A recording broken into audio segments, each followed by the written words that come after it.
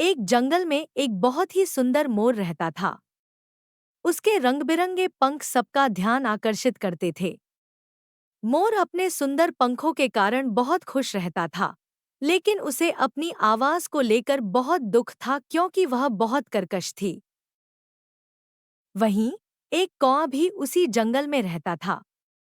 वह मोर के पास गया और बोला, तुम्हारे पंख तो बहुत सुंदर हैं, लेकिन तुम्हारी आवाज कितनी भद्दी है। देखो मेरी आवाज कितनी मधुर है। कौए की बात सुनकर मोर को बहुत बुरा लगा।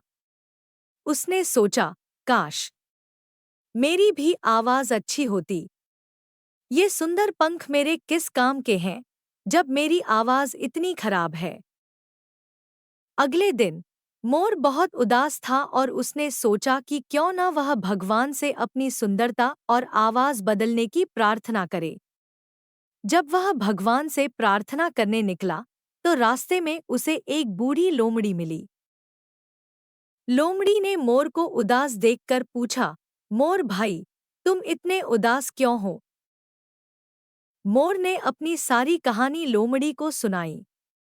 लोमड़ी हंसते हुए बोली, हर किसी में कुछ न कुछ कमी होती है। तुम्हारे पास सुंदर पंख हैं, जो किसी के पास नहीं है। अगर तुम्हारी आवाज भी सुंदर होती, तो तुम्हें अपनी सुंदरता का घमंड हो जाता। हमें अपनी खूबियों और कमियों को समझना चाहिए और उसी में खुश रहना चाहिए। मोर ने लोमड़ी की बात को समझा और सोचा, वास्तव में अगर सब कुछ एक जैसा होता तो यह दुनिया कितनी उबाऊ होती। अब वह अपने पंखों को देखकर खुश रहता और अपनी आवाज के बारे में सोचना छोड़ देता।